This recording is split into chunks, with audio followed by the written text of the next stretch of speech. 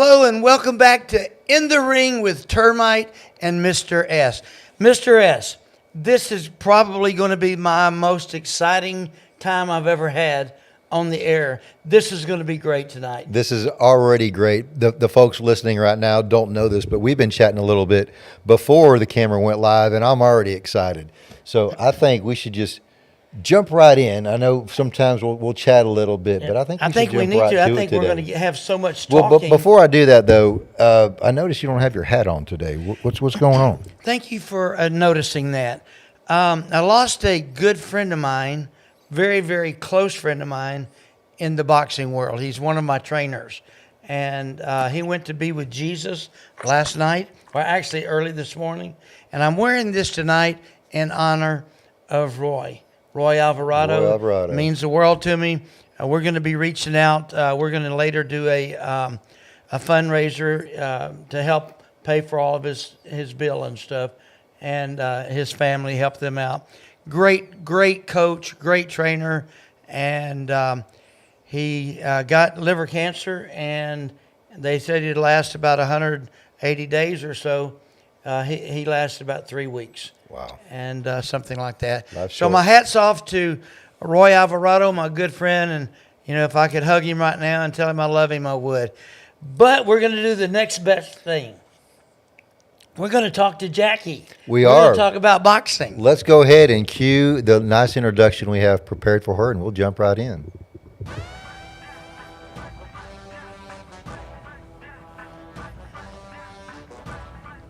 Ladies and gentlemen, welcome to the main event on In the Ring with Termite and Mr. S. Stepping into the ring is a woman who should need no introduction, but legends deserve proper introductions. So here's hers. She broke down barriers in a man's world, managing world champions and inspiring a Hollywood movie.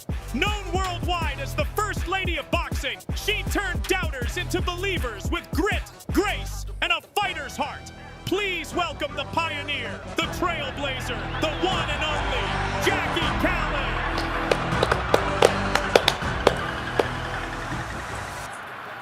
Welcome, Jackie. Well, that was certainly nice. I didn't expect such a grand opening like that. We had to do something. For you, I loved it it. had to be grand. For the First Lady of Boxing, of course, had to do whatever we could. Well, thank you, guys. Hey, Jackie, I just want to tell you, thank you so much for being our guest today, and it meant so much that I could just pick up the phone and call you. I appreciate you more than you know, and we were talking about respect just a little bit ago, and I'm one of those men that have the utmost respect in the world for you for what you've done. And after this show, maybe tomorrow or something, I'm gonna give you a call because I need your help.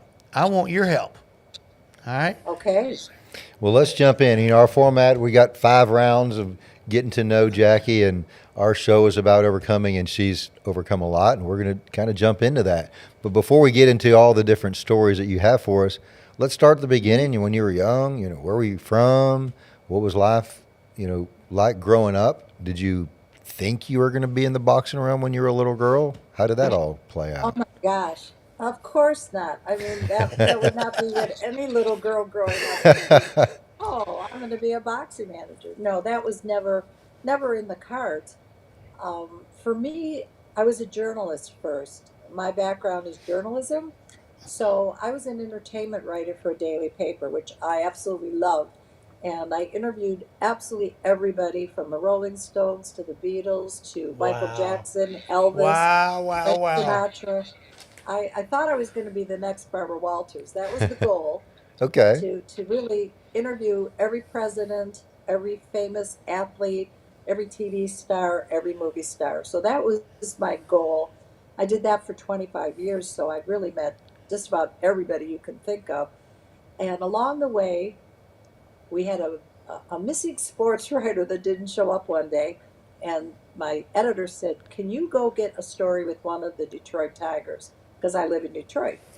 So I went down to the stadium and got my interview, and they loved it. Because it was more like a celebrity flavored piece rather than real statistical about ERAs and RBIs, and I took it more from the personal side, like what's it like being a baseball player? You're on the road so much, and this and that, and it was a woman's view of baseball, and so the editor there said, "How would you like to cover sports?" I said, "Sure. Is it more pay?" And they said, "Well, we'll pay you for sports, and we'll pay you for entertainment." I went, "Let's do it." And along the way, one of my assignments in 70, I think it was 1977 or 8, was to interview a young boxer coming out of Detroit, out of the Kronk gym, named Thomas Hearns. Skinny little welterweight, tall, 6'1", skinny little legs, big upper body, and boy, could he punch. And Punch like so a mule. right? So He could punch. they sent me to interview him, and it was the first fight I'd ever seen really sitting ringside, and I loved it. I thought, oh my gosh, I didn't expect to like it this much. And then I ended up doing more interviews with Emmanuel Stewart, with Mickey Goodwin, Hilmer Kenty, Milt McCrory, all the different boxers that were training then at the Kronk Gym, which was really brand new then. It was a recreation center in Detroit, and down the basement they had a little gym. So Emmanuel Stewart asked me if I would like to come on board as their publicist to do press kits, set up the weigh-ins, and just get their names out there of their fighters, get the Kronk name out there so people around the country would know that there was such a gym as Kronk, because nobody knew what a Kronk was. It was just a strange name. And so I said I would love to do that. So here I am raising two sons and writing for the newspaper, sports and entertainment, and doing publicity for the Kronk Gym. So I had a pretty full plate. And at first, when I walked into the gym, I was the only woman, certainly the only white person, other than Mickey Goodwin, who was one of the fighters there. And it was just a totally new experience for me. And as you can imagine, I got my share of, how can I put it nicely? A little pushback. Let's put it Oh, that yeah. A way. little resistance. A little resistance. Perfect word. But I don't think they knew me very well. And so they didn't realize that you pushed one way, I'm going to push the other way. So I just thought, fine, you want to give me a hard time? Let's go. And I said, I'm here to do a job. You get in my way, watch out. Come And little on. by little, I kind of proved myself because I wrote really good articles about all the fighters. I got their names in the paper, which they loved. And I said, look, I'm here to be like a big sister to you guys. And I'm not here to get in any trouble. I'm not here to do anything but write and do my job. And it took a little while for them to get used to me being around. And then it became like a self-fulfilled prophecy. I did become like a big sister to them. And I made some unbelievably lasting friendships. Tommy Hearns is still probably one of my best friends. I see him all the time. I'm going to be with him tomorrow, as a matter of fact. And Hilmer Kenty and Milt McCrory and all the guys that were part of the gym back in the 70s and 80s. I stay in touch with all of them. And then, of course, I went on to open up my own gym in the 90s, and we'll get into that because that's when I decided I'd like to start managing my own fighters. But that was after 10 years of being a publicist. So I paid my dues. I didn't just Yeah. walk into the gym You and earned say, it. oh, I'm going to be a manager. I didn't know enough at that point, and I knew I didn't know enough. You have to really know the sport before you want to manage somebody's career. Before you want to make moves that are going to affect their future, you have to know what you're doing. And I wanted to learn how to wrap a hand. I wanted to learn how to stop a cut. I wanted to learn who's the right sparring partner for this next fight. I wanted to learn who's the right opponent for the next fight. Right. Because if I pick the wrong guy and my fighter takes a loss at the wrong time, it's on me because I made a bad choice. So there was a lot to learn before I decided to throw my hat in the ring, literally, and become a manager. It's just been a big learning curve. And to get where I am now from where I started out is kind of miraculous because I didn't know a thing. And now I'd say I know quite a bit. I think you know quite a bit. I want to jump in just for a second, talking about Tommy Hearns. We love him. He's just a sweetheart. And Absolutely. yeah, he was in Houston one time, and he was in my office. And back then, I had a bail bonds office, and I'd gotten out of the pest control for a while. And anyway, he was sitting there talking, and he talked so softly. I mean, Yes. sometimes you couldn't hardly. I'd say, "Excuse me, sir." I always said "sir" to him, and just a sweetheart. Talked so softly, and then you watch this man go with Sugar Ray Leonard. Some all the greats that he went with, and this man could rip your head off, and just incredible. But you're right. He is a soft spoken gentleman. He calls everyone sir, ma'am. He's very polite. He's a very gentle giant kind of a guy. He's still 6'1" and still, imposing and still has that big upper body. He's still Thomas Hearns, even though he's going to be 67 in a couple months.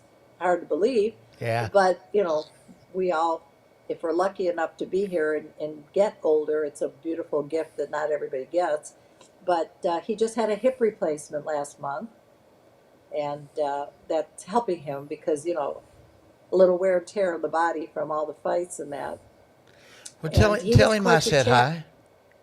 I will, because he goes back to the four kings: Hagler, Hearns, Leonard, Duran, and they had 9 fights between them during the '80s, and it was an era of boxing that I don't see we are No, going to have again because nobody wants to fight anybody anymore. Back then, you fought the best to be the best. that's right. Nowadays, it's very different. The fighters today are a little more sheltered. We have Box Rec, we have YouTube. They can watch each other. They can decide that guy's too tall. He's a southpaw. He hits too hard. They're not as quick to just get in there. Whereas back in the day, you said November 2nd, you're fighting Joe Smith. They go, okay. Go for it. Wow. Now they're more strategic. They're kind of planning out their stats.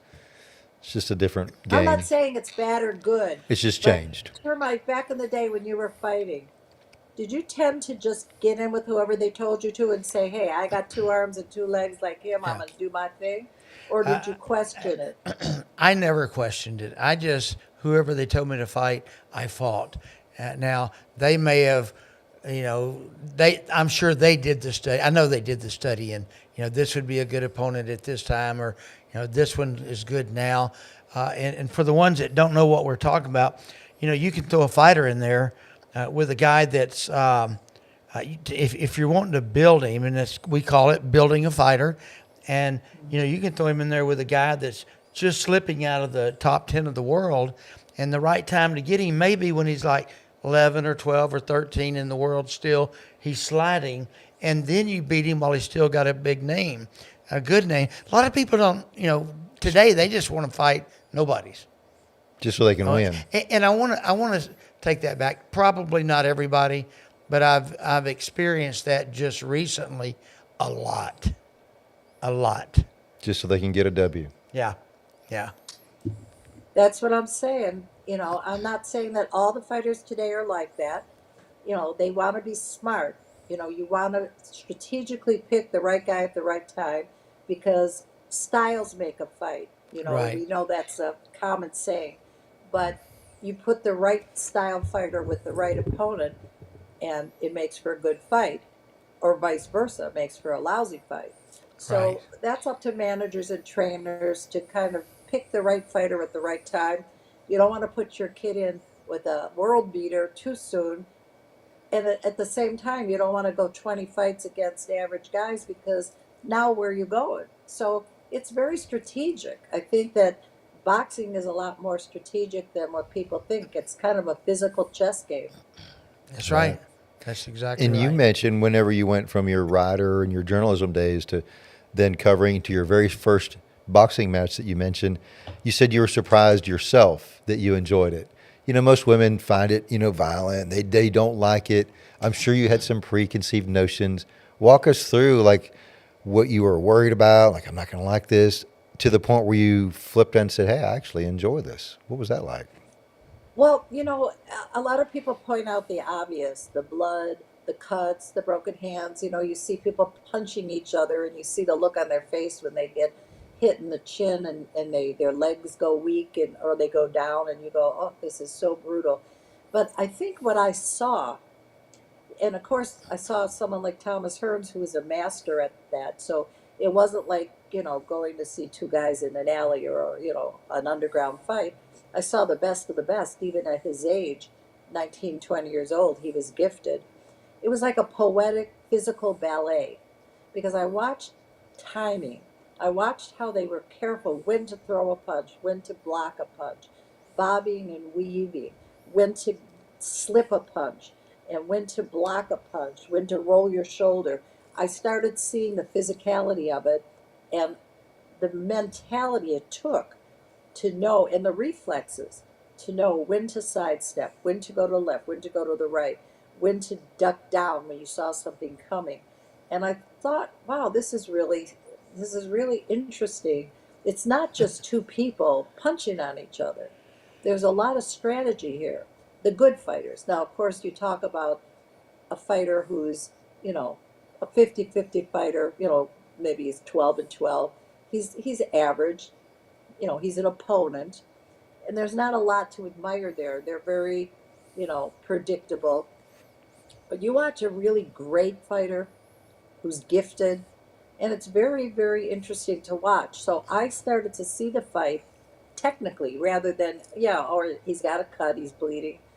But I saw the fight as more than just violent. I saw it very strategic, and I started analyzing it that way. And that's when I started to really admire the mano a mano of it. The fact that these are two people, each one wants what the other one has. You want to beat me, I want to beat you. Survival of the fittest. Who's the best man tonight? Maybe my worst night will be your best night, or vice versa. So when I looked at it that way, I was fascinated by it. Love Plus, I it. come from a family, I only have a brother, Okay. no sisters. My dad was one of three brothers. My husband was one of four brothers. I had two sons. I wasn't really a girly girl to begin with. I loved sports. I loved cars. I liked gambling. I liked guy things. So it wasn't a real stretch for me. It Okay. wasn't like I was one of those girls who was, oh no, he hit him. Oh, ouch.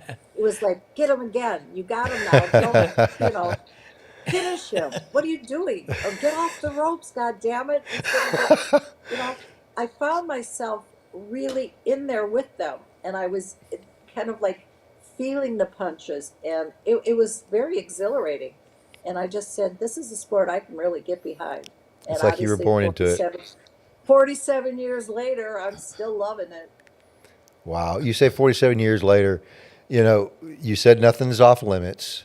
And Oh, normally, absolutely. normally, it's not polite to ask a lady her age, but we're going I to do love it it. just because. I think we should let people guess. That would be fun. I'm not sure how much we can wait for that interaction, yeah. but I would Oh, love that. it's not a big secret. I mean, I'm all over the internet. It's easy to check, but I'm going to be 80 years old my next birthday. That's just you told me that earlier, and I just really thought you were lying. Oh my gosh, no. And I'm proud of every year. When I see these women that lie about their age, or they take off a few years, I wouldn't even know which year to take off, because every year has been so exhilarating and so much fun. And I love life so much that I don't want to deny any of the years I've lived, because they've all been so absolutely wonderful. I mean, and I've had ups and downs like everybody else. And it isn't all smooth sailing. And everybody looks at you and sees what they see. But we all know what's behind the facade of all of us.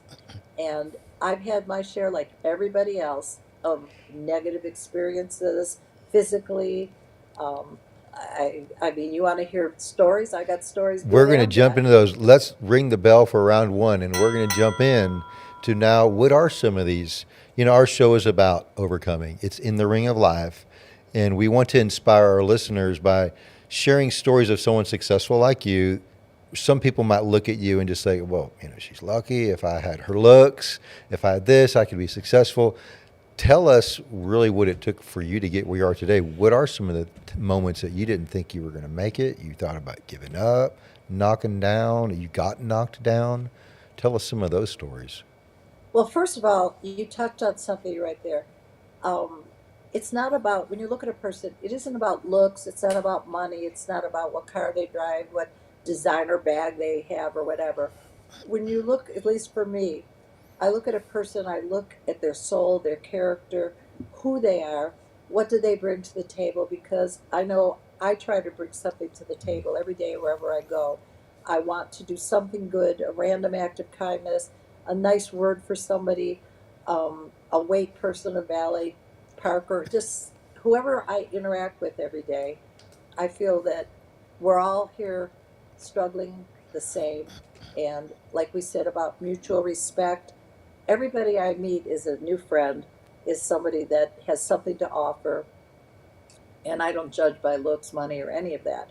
But for me, at this point in my life, have I been blessed? 100%. Gratitude is the right attitude, and I have two children that are amazing. Two boys, 55 and 50. Well, will be 57, and I have five grandchildren who I adore, who are all wonderful. But things happen. I was married 30 years. My husband came home one day and said he wanted out. All right, that's not what I wanted to hear. But when that happens, what do you do? Do you break down and cry and say, oh no, my life is over? Or, as I did, you pick up the pieces, you say, okay, we had a great run. We have great kids. Let's just see what's ahead for both of us. And we're still good friends. We're both in different relationships. He's remarried. I've been with someone 25 years. Life goes on.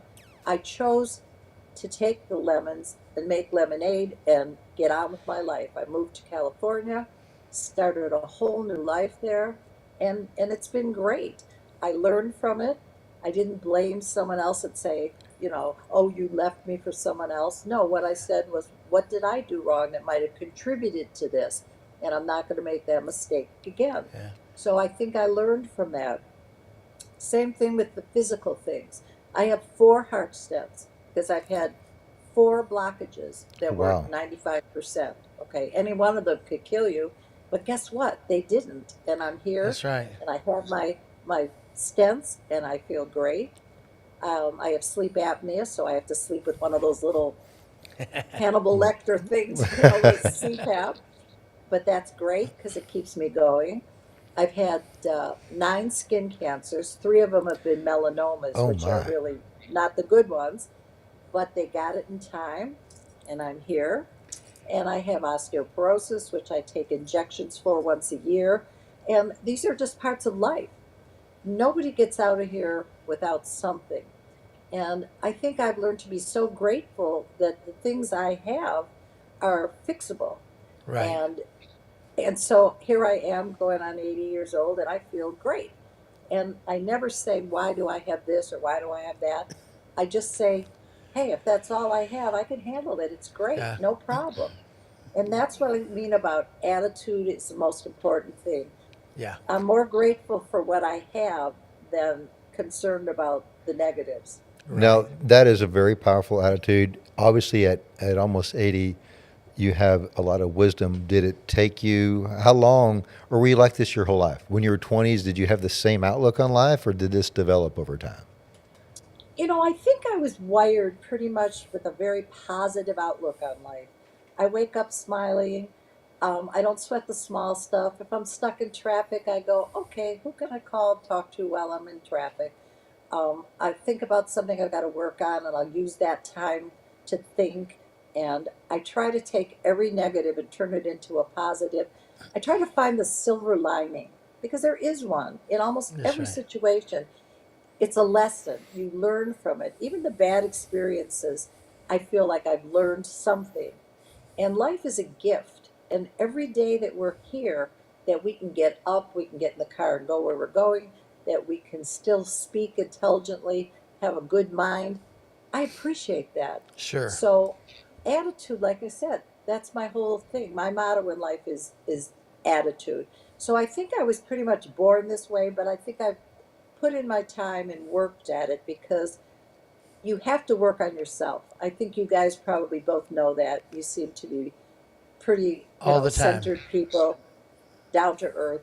And you have to have belief in the Lord. You have to believe, have faith that things are going to turn out okay. Without faith, how do you even That's have right. any desire to go on? If you don't believe things are going to be better, Yeah. how will they be? I saw a study. Just it was a some kind of research deal from Harvard. I don't know where it was from. It was very secular, very atheistic from its view, but they concluded that people with faith are happier than people that aren't because, like you said, they wake up with a purpose. Now these guys are, they're scientists and they're not even believing in God, but they're seeing this results of research that says these people are actually happier. We think they're delusional, but they're happier than the people that just think we're just random, beings, but they believe we have a purpose. So I think that's very instrumental into how you have an outlook on life, and you're I agree. proof of that. That's at least for me. It works for me. I try to find the bright spot in everything. That's right. And it has worked for me.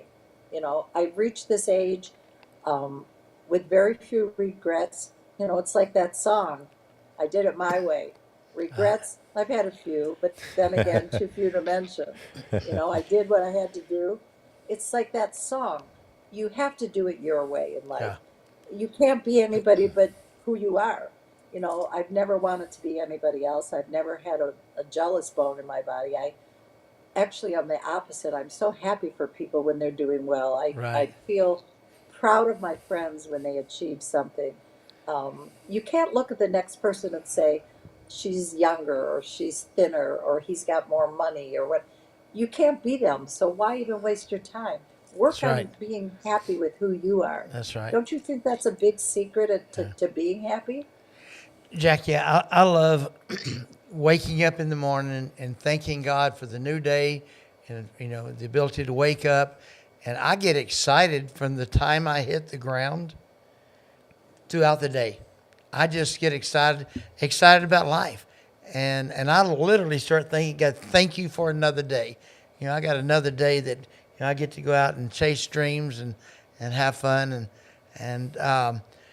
So, the people out there, just remember everything in life is a choice, and choose to be happy. If you choose to be successful, then do the work to be successful. A lot of people want to be successful, not pay the cost. And so, if you're out there, make your choice and live with it.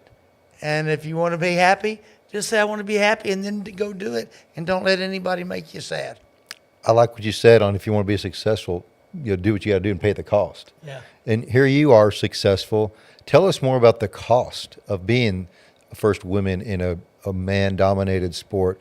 Were there times where you question, like, do I want to keep doing this? Do I want to keep, fighting against we'll call it a system that is just not welcoming me? Maybe I should get out. Were there moments that you had like that? Well, initially, at the very beginning, I was a real anomaly because there weren't any other women. This is almost 50 years ago, so you're talking about half a century. The world was different back then. Women were not as accepted in any capacity back then. That's But right. to be in a man's world like boxing, first of all, they would try to embarrass me. You know, I'd walk into the locker room and someone would drop a towel and expose themselves, thinking that they're going to embarrass me or run me out of there. And, I had choices then. Do I act shocked? Do I act upset? Do I act offended? And I would my way of dealing with that was humor. And I would say, oh my gosh, I've got two kids at home. You got nothing I haven't seen. As a matter of fact, I hate to say it, but, I know where this is going. if I were you, I would kind of cover that little thing up or whatever. I would always try to treat it with humor. Sure. Or there were times when I would want to get my fighter on a card, and a promoter would say, "Well, what are you going to do for me?" And I would pretend I didn't understand, and I'd say, "Well, I'm going to give you the next champion. You should be excited. I got a great fighter for you." No, but I mean on the personal side, I thought maybe we could, and I'd go, "You want to go to lunch?" And they'd say, "Well, maybe not exactly lunch, but maybe after lunch." I'd say, "Oh God, I got to go to the beauty shop after lunch. I have time for a quick sandwich."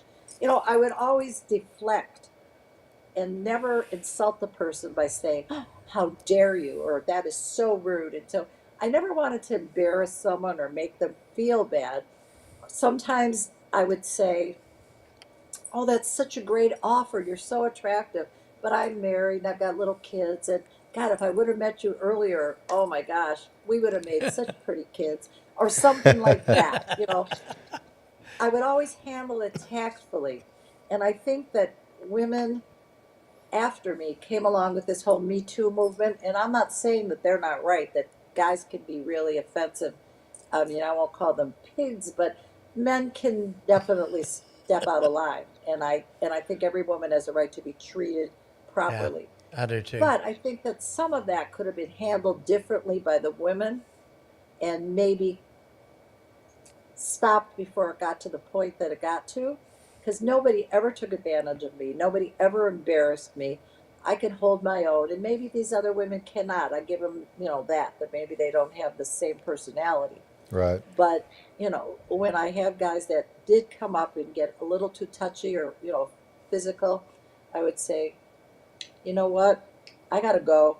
You got me at a really bad time. Can we shelve this and talk about it later?" Out the door. And so I Yeah, never really had a bad experience. Another thing big on my list, never burn a bridge. right. That's I big. don't burn a bridge. If we've had a disagreement, I'm going to fix that because I might have to work with you again. And I don't want you to think the last thing that we talked about was an argument. So we're Yeah, going to fix it and we're going to move forward. If you'd like to work with me again, that would be great. And if you don't, I understand that. But I just don't want this to end on a sour note. And I find that that's worked very well for me over the years because I don't have any enemies. I don't have anybody that I can't face. If I walk in a room, I don't have to say, "Oh God, look who's here. I better leave." I don't have any of that. I don't carry grudges. Why you, do I you, want to carry a grudge? in our These are world, and things. go ahead. I'm sorry. I was just going to say, a grudge is too heavy. I don't want to. I don't want any heaviness. I want light, happiness, and like you said earlier, I have a choice. I can choose to be happy. I can choose to be angry. I can choose to carry a grudge. I just choose not to. Yeah, life is more simple when you're not holding a grudge, and it goes back to life is a choice, and if you make the right choices, life just seems to be a little bit easier and a little bit more funner. And in our world, in the boxing world, the chances are you will come across that person again. And so it's such a wise, smart decision not to burn bridges because someday you may have to cross that road again, cross that bridge again. And I'd say that's not just in boxing. That's just in life in general. Yeah, You just don't know. You got it. You yeah, got it. It's in that's life in true. general. You're right. I Yeah, do that with my personal relationships as well as my business relationships. If we have a disagreement, we're going to sit down and we're going to figure it out and move on from there. Life is too short to have bad feelings, to make enemies. I don't want any part of that. And I like what you said earlier about just, you know, I don't know if respect was the word that you used, but giving somebody an out, I guess is the phrase that it was coming to my mind. So if you have a confrontation and instead of calling them out, they know that they're being a sleazeball or whatever it is, but you calling them out by that, now it becomes abrasive and confrontational, and now people want to win, and you almost create a battle where You got it. You you've got it right you've because, tactfully find a way to avoid the battle altogether. well, you put them on the defense. And the minute you put someone on the defense, they have to defend themselves. And then they come back at you with their side of things. So for me, if I have a disagreement with someone, I go the other way. I say, "You know what? I get your point. I see what you're saying right there. I think maybe I misunderstood you, even though I know I didn't misunderstand them. But sure, I'll give them sure. the benefit of the doubt. And I'll say, "You know what? Maybe I guess I took it the wrong way. You probably meant to say," and then I'll tell them the right way they should have said it. And I'll say, "I bet that's what you meant to say." And they'll go, "Yeah." And I'll go, "Easy. We're Yeah. Is done. that That's is perfect." is that something else you learned, or is this just intuitive for you? It I took me a think long it's time to just, learn what we're talking about. what? I think for me, it's the easy way. Yeah. If it to me, it's harder to be mad. It's harder to think of mean things to say. It's harder to think of comebacks or call all my other friends and say, "Oh, do you know what Susie did?" and get all those other girls on my side. That's so childish. I don't operate that way. If I have an issue with Termite, I'm gonna call Termite and say, "Hey, asshole, what'd you say that for?" And he's gonna go, "I didn't mean that," and I'll say, "Okay, it's over." And Talk it that out. way I don't have to worry about prolonging an argument. There's just nothing that important in life.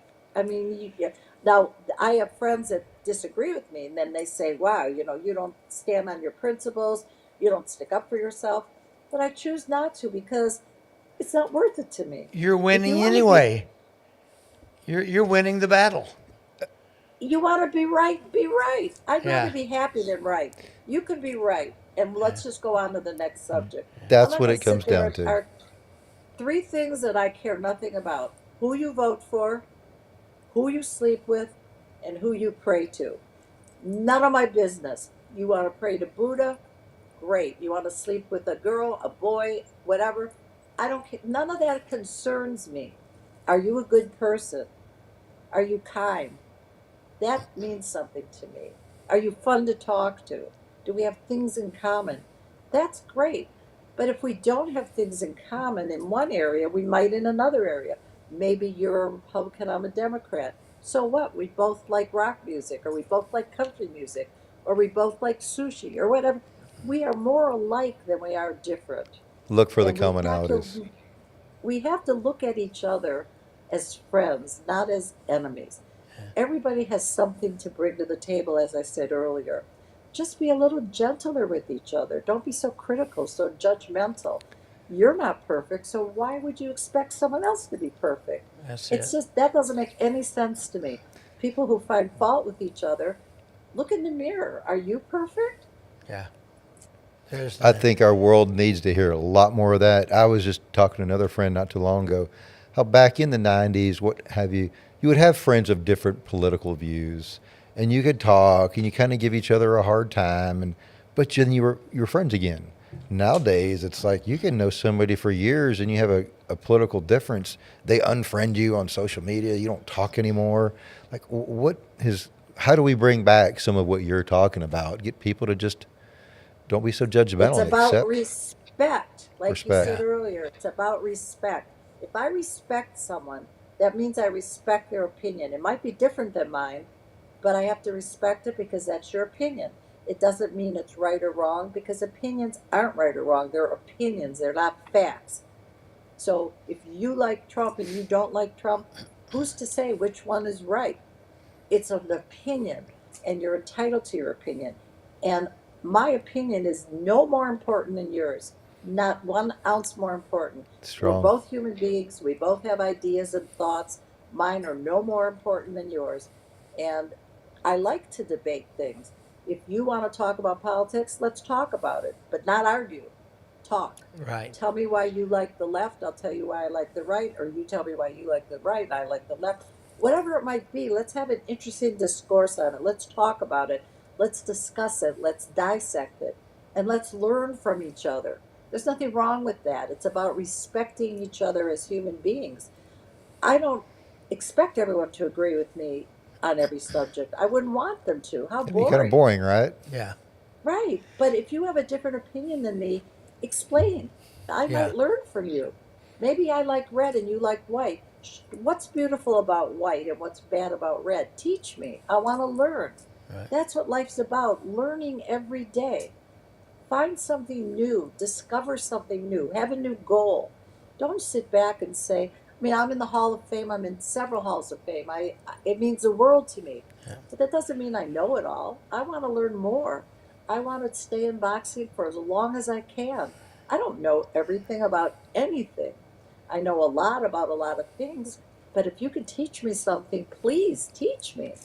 So, Amazing. so speaking of facts, the fact is you're the first lady of boxing. The fact is you've had world champions. The fact is you've done what no other woman has even come close to in boxing. So I want to go back just a little bit. Let's ring the bell to go to the next one. So we're going to close that round. All right, Next round. I'm getting go excited. Ahead, Termite. Hey, you've seen fighters get excited, ready He's- to go to he's the next excited. round. I'm excited. So how many world champions have you had? Oh my gosh. I've worked with so many of them, Termite. I've had, obviously, James Toney was my first champion, Bronco McCart, Pinklin Thomas, Boom Boom Johnson, Janine Garside, Daisy Lang. I've worked with guys that have had all the NABF titles and the one step under the world titles, Michael Dallas, Damian Fuller. I've just been blessed. I've been blessed with being able to find the right talent, move them properly, get the right spots for them where they could shine. And it's like having the Midas touch. You find somebody, you move them properly, and there you are standing next to them, and they get that belt put around them, and it makes your heart swell because you can say, I took this young person who had nothing and took them all the way to this status. And it's just the greatest feeling. It's not at all about finances in my Right, case. They right. get most of the money. I mean, you get a percentage, but it's about the accomplishment of saying that you did enough right to get this person to the top of their game.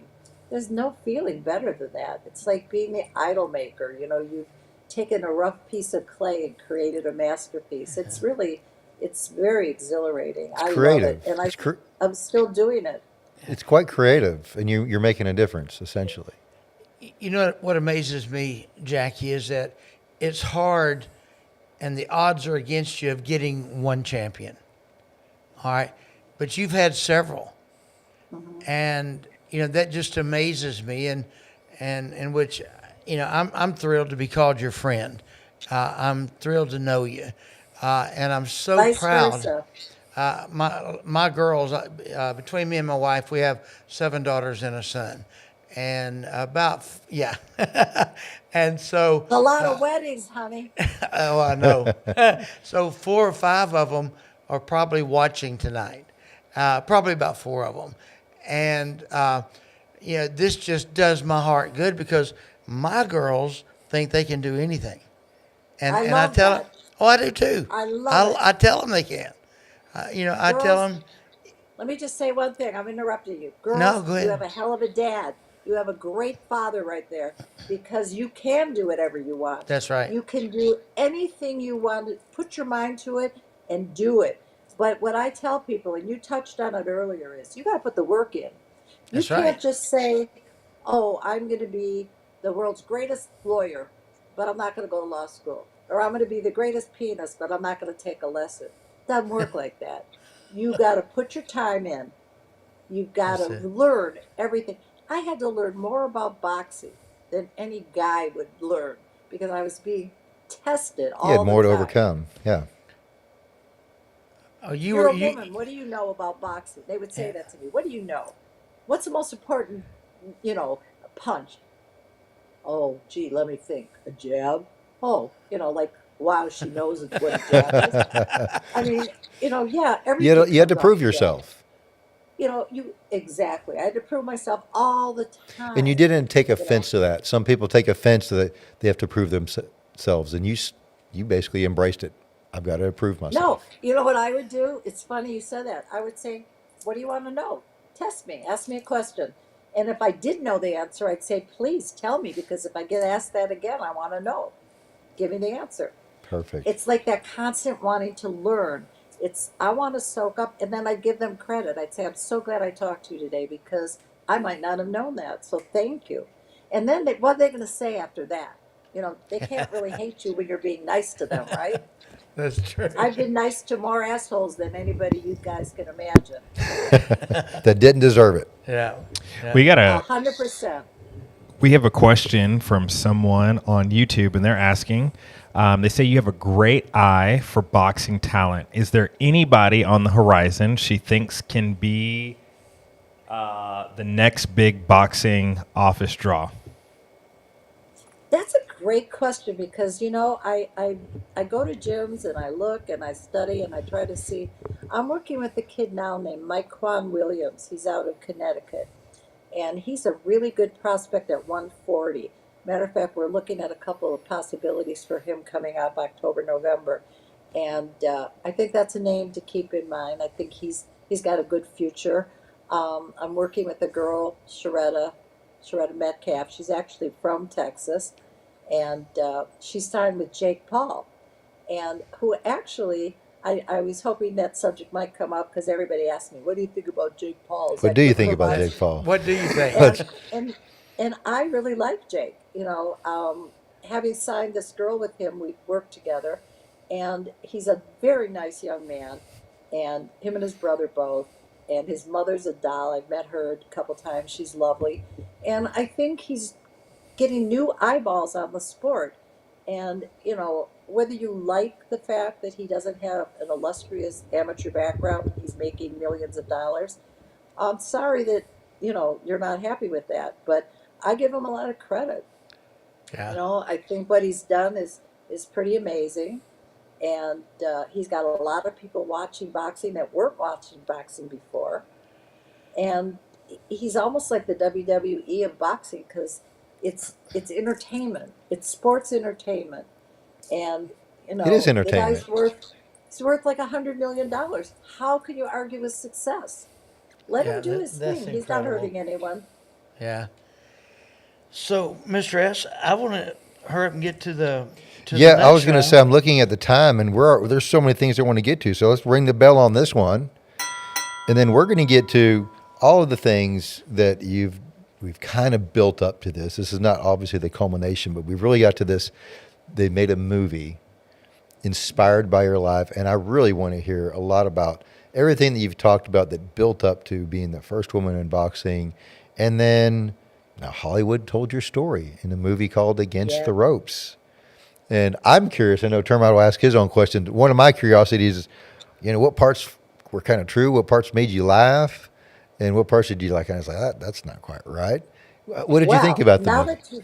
that you can we be open and honest We can do Yes. whatever you here? want. Shoot straight. This I'm is not going to open. be I'm not going to be politically correct here. I wasn't happy with the movie Oh, actually, and I'll tell you why. okay. When I was first approached about doing the movie, there was no book, no script. They said, "Don't worry, we'll get you a writer. We'll do everything." And I told my story. I'm married, children. I've got these guys living in the house. They're in my kids' bedrooms. My husband comes home from work. There's all these guys shooting baskets in the driveway, swimming in our pool, eating in the kitchen table. It's havoc in my life right now.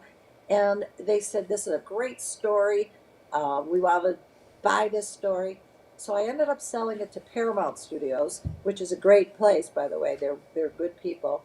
And the guy that bought my story ended up moving to Fox. So I got a new producer. He didn't see the story the same way. He decided to make my character single, no husband, no kids. I said, "Then what's the risk here? I don't get it. Why would you want to take away the elements that are so challenging in my life?" "Well, it's more glamorous, but anyways, I'm from Detroit. They made the character from Cleveland. I was Like, married with children. They made her single. And it just, they It's lost the, aggravating. they took my story and they put it in a grinder and it came out all different. And I'm watching it and I'm going, "Who is that? That isn't me. That isn't how it went." They changed so many facts. Meg Ryan, who they chose, is really not like me. Meg Ryan, is like America's Little Sweetheart with Tom Hanks and all these When Harry Met Sally and how sweet. I'm not sweet. I mean, I'm not cute like that. I'm a badass. I'm in a man's world. Show that. Don't. Yeah, I wasn't happy, but the flip side of it is that it encouraged a lot of young girls to get out Yeah. there and say, "If she could do it, I can do it." So even if the story wasn't factual, it still was inspiring. And then that led to me doing The Contender with Stallone and Sugar Ray. And I loved doing the show. It was a lot of fun. The guys that were on the show, there were 16 of them, 14 of them are still alive and around. and I stay in touch with most of them, and they've all become really good friends. They're all like baby brothers to me. Mother's Day is a big day in my life because I get a lot of cards from a lot of these fighters that I've worked with. And it's funny because when I started out, they were like little brothers. Then they became my kids' age. Now they're not even my grandkids' age. My fighters are younger than my grandkids. Wow. So it's been quite the journey. But the movie was, let's just say, not quite what I had hoped. But I've got some people interested now in a remake and redoing it in a more updated version of what's been going on between that movie 20 years ago and today, the Hall of Fame, my other fighters. So hopefully the new version, if it does come to fruition, will be a lot more accurate and I'll have more participation in it. So that's what I'm hoping for. And I've got a few other things on the burner that are kind of fun because, like I said earlier, you're never too old to have new challenges, new goals, new projects. So what are you working Um, on? I, I have to get up every day and have something to work on. I've got a dating show in the process here. It's in development. It's a dating show. It's kind of like the Golden Bachelor, Golden Bachelorette. It's for people of a certain age who are Okay, still looking golden. to Okay, find so love. older ear dating. Okay. Yeah, let's say 60 and up who still feel that they are lovable and want to meet somebody. So I've got that in development here, and it's called, well, it's gone through a couple different names, but right now it's Destination Romance. And we're working with a travel agent who's going to send the winning couple on a cruise and give them a whole bunch of other gifts. So that's kind of fun.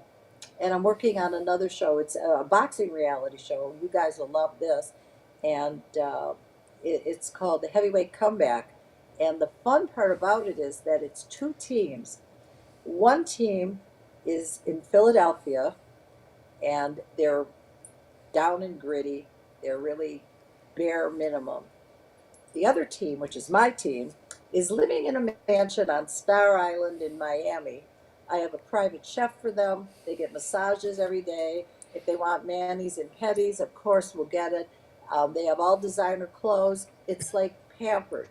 So at the end of the show, we're going to find out, do these pampered guys do better than these down and gritty guys? Do you have to be hungry to be a champion? You know, Yeah. if you have too much, does that Very take away interesting from your concept. hunger?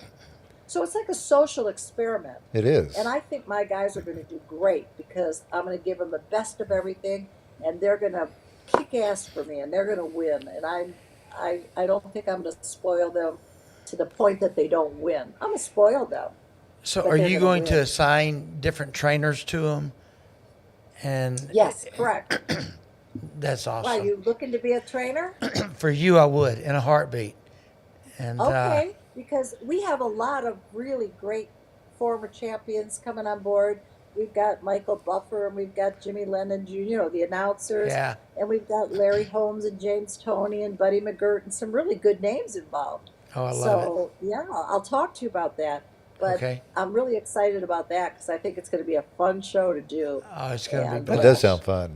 and I believe in my guys and I believe in my theory because I don't think you have to be from the ghetto and I agree. hungry. You I just agree have to with you. want you just have to want it.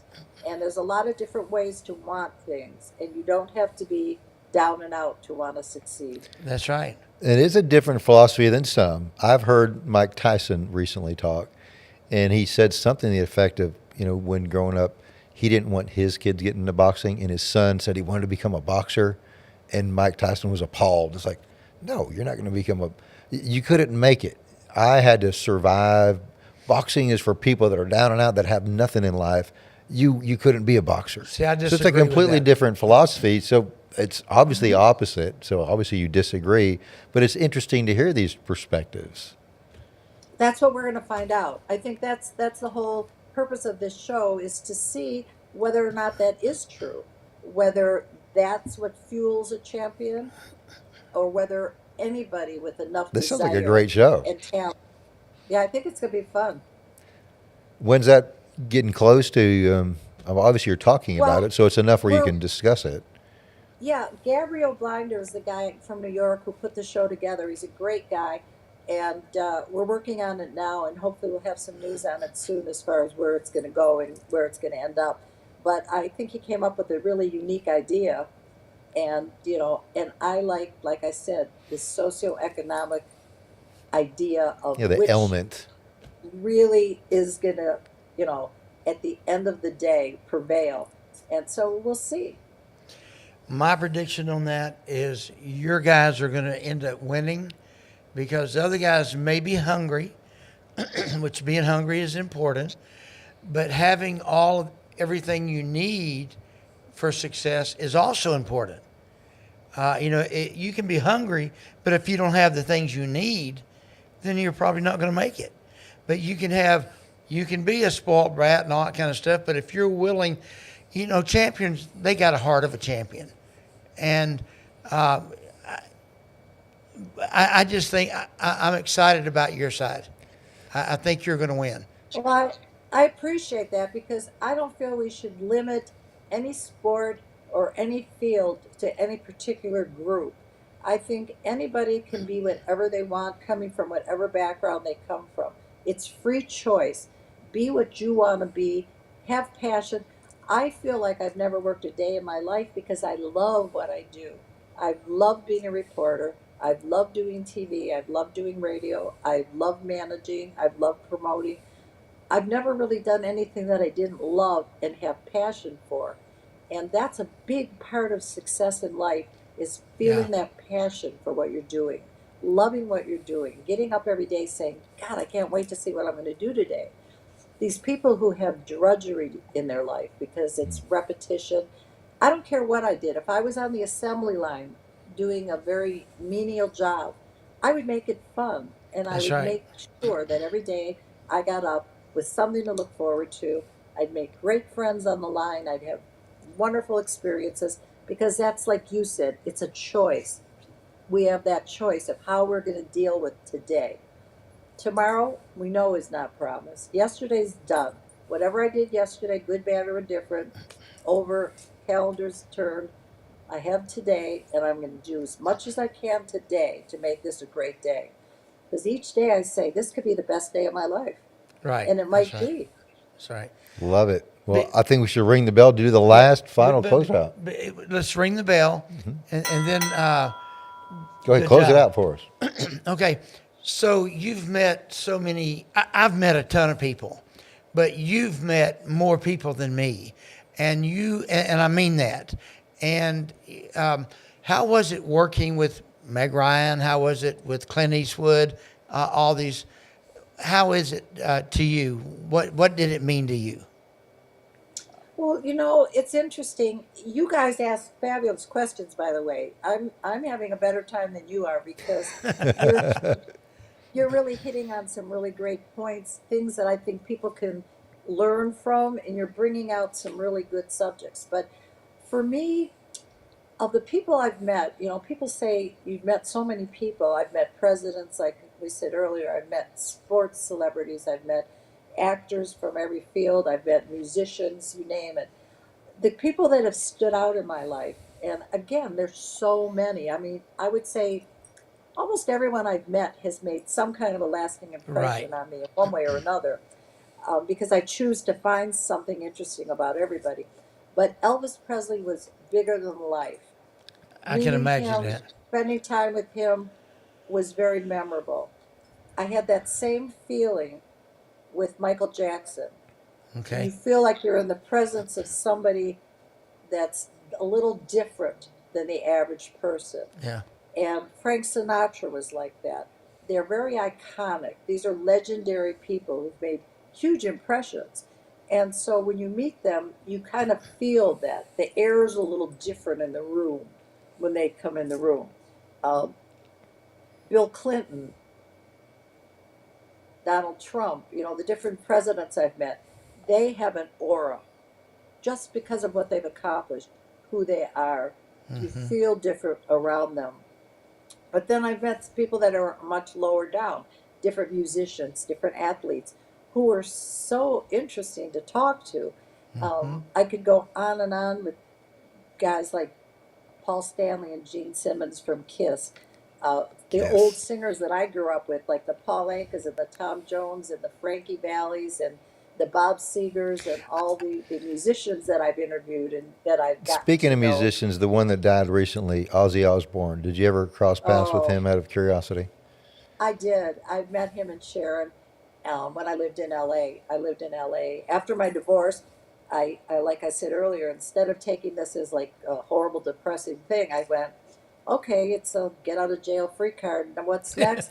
So I moved, I moved to LA, and I was there for 15 years and had a great time there. So, every door that closes, another door Yeah. opens. And when I was living there, I ran into Sharon and Ozzy at the Beverly Hills Hotel. They renewed their vow. They had some kind of a big party there, and I was there with some friends, and they invited us to crash. So we crashed the party, and it was a lot of fun. He was a real troubled soul, though. He had some issues, but you know, Yeah. I think a lot of talented people have sometimes tortured souls. They pay a price for their fame, Right. and I found Seems to that be a with connection. Elvis, there is a definite connection. I found that with Elvis and with Michael Jackson. There was a sadness to both of them that I felt that they were trapped by their fame. They had reached such a huge level Yeah. that they couldn't go to the supermarket like you and I. They couldn't live a normal life. And I think that's a big price to pay.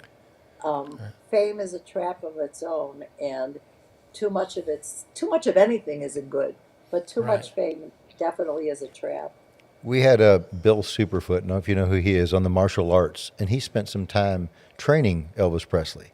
And we asked him what was he like, similar to asking you, and he had a comment, something to the effect of he was paranoid in his later years because he was so famous and he didn't know who his true friends were. People always wanted something from him, and he would That's just right. he seemed like a really great, easygoing guy, and all of a sudden he would snap and think that people are plotting against him. And I could just imagine. I don't want to know what that's like, but I think fame would do that to you. There is a level of paranoia that comes with it because, and you hit on it exactly. You don't know who likes you for you and who Yeah. likes you for who you are. That's right. This big facade. This It's like being the Wizard of Oz. Then you take the screen away, and who is the Wizard of Oz? People build you up to be something so huge, and then they want to rip you down because they're jealous of you for having so much more than what they have. Fame is not what it's cracked up to be from what I've seen. A little bit's fine. You want to be known for what you've accomplished in your career, but you still want to have your own life. Right. And the people that I've seen who don't have a life because of their fame, I wouldn't trade places with them for anything. Yeah, I agree. Well, So we're- Mr. S, was I right? You were right. He's incredible. You certainly are. And as we're wrapping it up, I have one more question. If we could Whatever, I'm here to talk to close you it out. guys. So, being that you were in a world where a lot of people tried to, kind of push you out, that you don't belong here, what would you say to anybody out there listening who feels like they're in a world that maybe someone told them that they don't belong in? What would you have to say to those folks to help them, I inspire would them? say bullshit. Don't listen to anybody else. If you feel like you belong, you belong. You're the only one that can decide. That's right. One thing I will tell you, and I would say this to anybody, someone else's opinion of you is not your business. Don't even think about it. I have never cared if someone likes me or don't. If you like me, that's great. If you don't, oh well, someone else will come along who does. We can't all be the most popular person, and you can't be liked by everyone, and that's fine. That's the way it's supposed to be. Go where you're invited. If you're not invited somewhere, oh well, go somewhere else. Be happy with who you are because you're the only person you know how to be, is be yourself. And you go for what you want and you will achieve it. I always said to myself, if I believe it, I can achieve it. And that's been my motto, and it's been true. So that's what I would tell anybody. Don't listen to the outside voices, they shouldn't even resonate. Listen to your own self. Your voice is the only voice that counts. Thank you. Man, that was a great way to close it out. We're out of time, and I couldn't think of a better way to close that. Jackie, I'll be in touch with you shortly. I can't wait to Have your Give you a people yell. call my people. Love it. Okay. You just got You yourself got a job. it. You got it. I love you and talk at you soon. Jackie, Jackie, thank you so much. One of the things we do when we close out is we look at the camera and we tell them, keep your guard up in So life is. Go ahead. Will you join us? Yeah. Life is a boxing ring trying to knock you down. We just look at the camera and say, keep your guard up. Keep your guard up. Thank you, Jackie. Appreciate it.